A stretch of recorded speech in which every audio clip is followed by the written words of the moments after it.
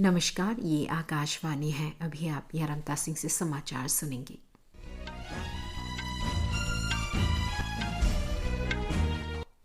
पहले मुख्य समाचार। अयोध्या में रामलला की प्राण प्रतिष्ठा का पूजन हुआ प्रारंभ। प्रधानमंत्री मोदी आज आंध्र प्रदेश में राष्ट्रीय सीमा शुल्क, अप्रत्यक्ष कर और नारकोटिक्स अकादमी के नए परिसर का उद्घाटन करेंगे। गन्ने के शीरे पर सरकार ने लगाया 50% का निर्यात शुल्क। खाद्य तेलों पर आयात शुल्क की वर्तमान दरें बरकरार। अमेरिकी राष्ट्रपति पद की दौड़ से हटे भारतीय अमेरिकी उद्यमी विवेक रामास्वामी डोनाल्ड ट्रंप के समर्थन का किया ऐलान।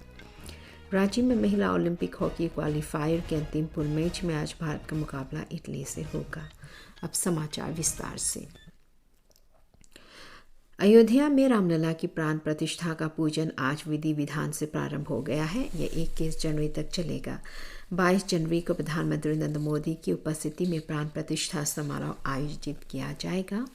प्रधानमंत्री नरेंद्र मोदी आज आंध्र प्रदेश के दौरे पर है। वे आंध्र प्रदेश के श्री सत्य साई जिले के पलासमुद्रम में राष्ट्रीय सीमा शुल्क, अप्रत्यक्ष कर एवं नारकोटिक्स अकादमी के मुख्य परिसर का उद्घाटन करेंगे। इस कार्यक्रम में राज्यपाल एस अब्दुल नज़ीर और मुख्यमंत्री वाई.एस. जगनमोहन रेड्डी भी भाग लेंगे। प्रधानमंत्री मोदी आंध्र प्रदेश में राष्ट्रीय सीमा शुल्क, अप्रत्यक्ष कर एवं नारकोटिक्स अकादमी के मुख्य परिसर के उद्घाटन के लिए पलासमुद्रम जाने से पहले लेपाक्षी के वीरभद्र मंदिर में दर्शन और पूजा अर्चना भी करेंगे। राष्ट्रीय सीमा शुल्क, अप्रत्यक्ष कर एवं नारकोटिक्स अकादमी भारतीय राजस्व सेवा, सीमा शुल्क और अप्रत्यक्ष कर तथा अन्य संबंधित सेवाओं के अधिकारियों के प्रशिक्षण और क्षमता निर्माण में महत्वपूर्ण भूमिका निभाने वाला प्रमुख संस्थान है। यह अकादमी सीमा शुल्क, अप्रत्यक्ष कर और मादक पदार्थों के संबंध में नई नीतियाँ, प्रावधान और दिशा निर्देश तैयार करने के लिए भी उत्तरदायी है।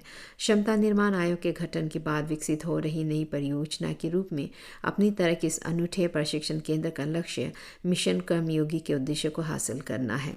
संस्थान का परिसर 100% सौर ऊर्जा से चलेगा। विशाल और ऊर्जा परियोजनाओं के जरिए इसकी ऊर्जा संबंधी आवश्यकताएं पूरी की जाएगी।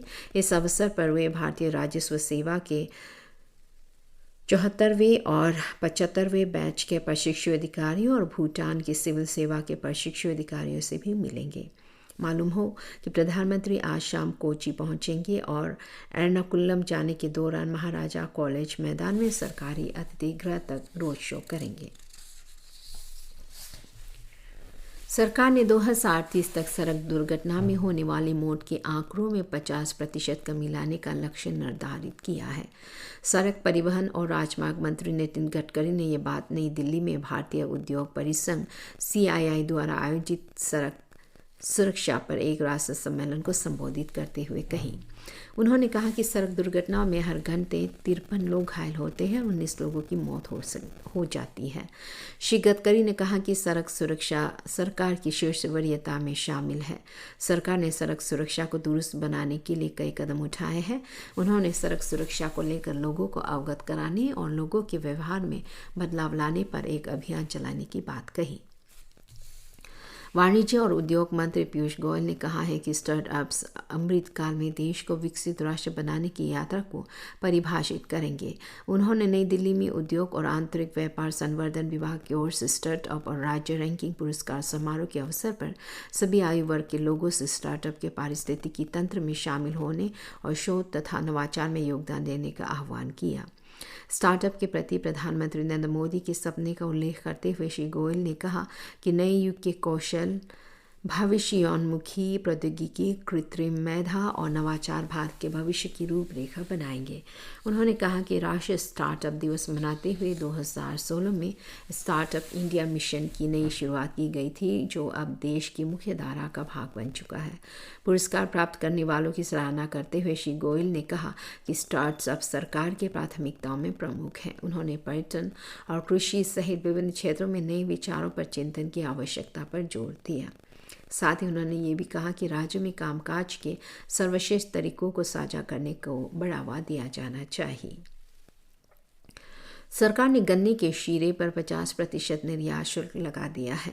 शीरा गन्ने का एक उप उत्पाद है जिसका उपयोग अल्कोहल के उत्पादन में होता है।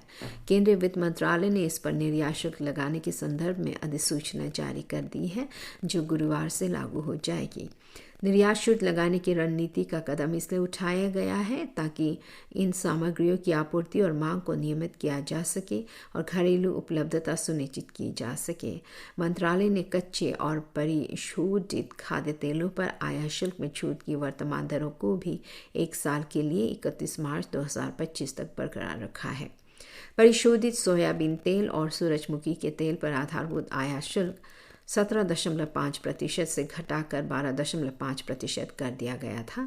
खाद्य तेलों पर आयात शुल्क में कटौती का उद्देश्य उपभोक्ताओं को सस्ती कीमत पर उनकी उपलब्धता सुनिश्चित करना है।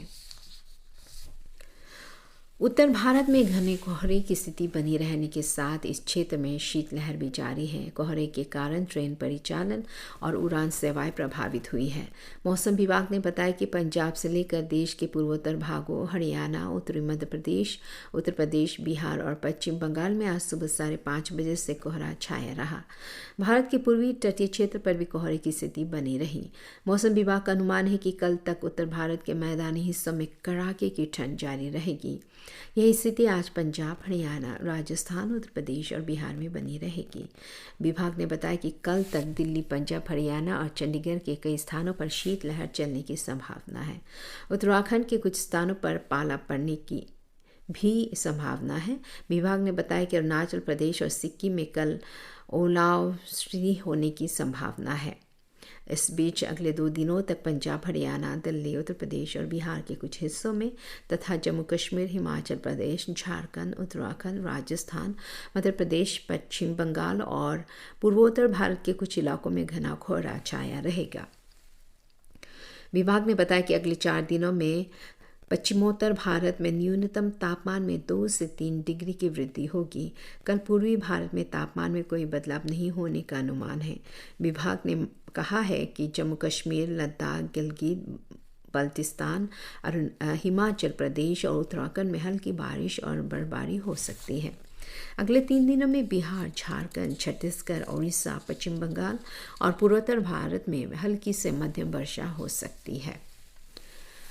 तेलंगाना में लोग आज संक्रांति उत्सव के तीसरे दिन मवेशियों का त्यौहार कन्नुमा मना रहा है। इस अवसर पर विशेषकर ग्रामीण क्षेत्रों में लोग मवेशियों और कृषि उपकरणों की पूजा करते हैं। आज के दिन किसानों के कार्य में मदद करने वाले कारीगरों को विशेष रूप से सम्मानित किया जाता है।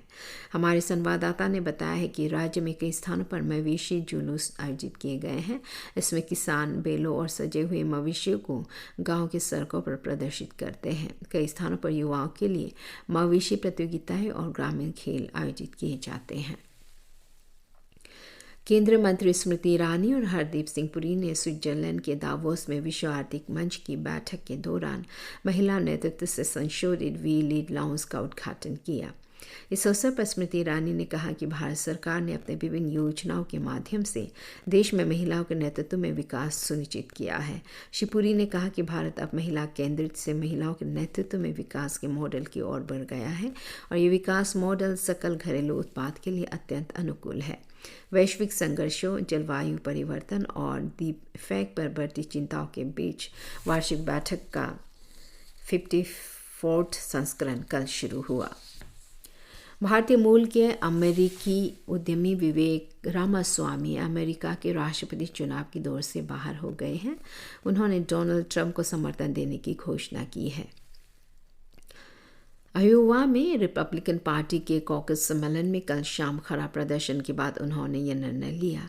माना जाता है कि इन सम्मेलनों से अमेरिका के राष्ट्रपति चुनाव की लंबी प्रक्रिया प्रारंभ होती है, क्योंकि इन्हीं सम्मेलनों में रिपब्लिकन और डेमोक्रेटिक पार्टी के सदस्य अपने उम्मीदवार नामित करते हैं।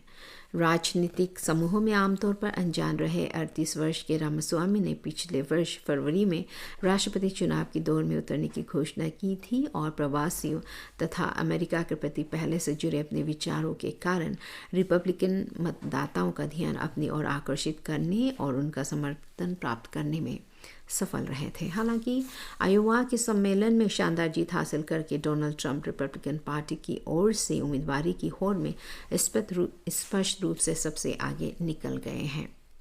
ट्रंप लगातार तीसरी बार राष्ट्रपति चुनाव में नामांकन हासिल करना चाहते हैं और चाहते हैं कि एक बार पुनः वर्तमान राष्ट्रपति जो बाइडेन से उनका सामना हो। इसी के साथ समाचार बुलेटिन समाप्त हुआ। नमस्कार।